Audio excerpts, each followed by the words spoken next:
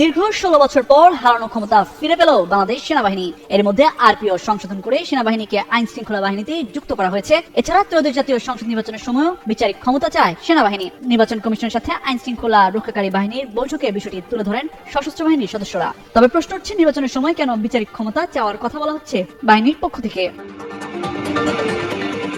সোমবার এ নিয়ে একটি প্রতিবেদন প্রকাশ করে ব্রিটিশ সংবাদ মাধ্যম বিবিসি বাংলা। প্রতিবেদনে বলা হয়, 1973 সালে নির্বাচন থেকে বাংলাদেশের সেনাবাহিনী মোতায়েন হচ্ছে বলে জানিয়েছে নিরাপত্তা বিশ্লেষকরা। সাধারণত নির্বাচনের সময় আইন শৃঙ্খলা পরিস্থিতি সামাল দিতে বেসামরিক প্রশাসনের সহায়তায় সক্রিয় থাকে সেনাবাহিনী। স্কিন শুষ্ক রুক্ষ হয়ে যাবে বলে কি বাইরে যাবে না? জাস্ট 1 2 3 4 করো, স্কিনটাকে রিভাইভ করো।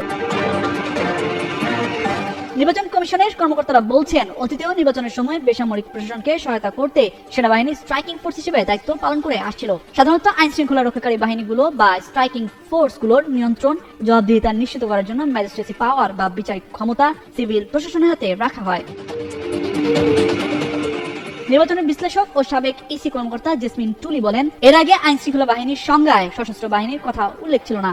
সংশোধিত আরপিওতে সেটি যুক্ত করার ফলে সশস্ত্র বাহিনী নির্বাচনী ভোট কেন্দ্র ও এর 400 গজের মধ্যে অন্যান্য আইন শৃঙ্খলা বাহিনীর মতোই দায়িত্ব পালন করতে পারবে, অ্যাকশন নিতে পারবে।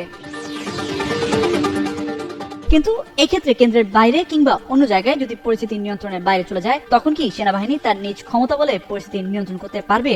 এই প্রশ্নে বিশ্লেষকরা বলছেন, বিচারিক ক্ষমতা না থাকলে সেই সুযোগ পাবে না। সেক্ষেত্রে ইন এইড টু সিভিল পাওয়ার অর্থাৎ বেসামরিক প্রশাসনের সহযোগিতায় তারা দায়িত্ব পালন করতে পারবে।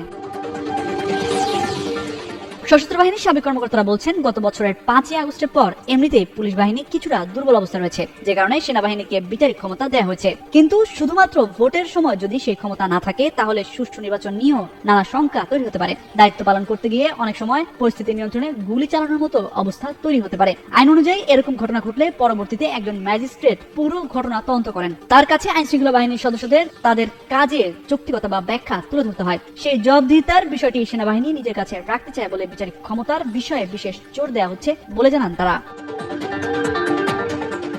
গত বছরের সেপ্টেম্বরে সেনাবাহিনীর কমিশনপ্রাপ্ত কর্মকর্তাদের বিচারিক ক্ষমতা দিয়ে প্রজ্ঞাপন জারি করে অন্তর্বর্তী সরকার। এরপর কয়েক দফায় সেই ক্ষমতার মেয়াদ বাড়ানো হয়েছে। এখন নির্বাচনকালীন সময়েও সেই ক্ষমতা বহাল রাখার দাবি করা হয়েছে সেনাবাহিনীর পক্ষ থেকে। সবার আগে সব খবর পেতে চ্যানেলটি সাবস্ক্রাইব করুন এবং ফলো করে বেল বাটনটি চাপুন।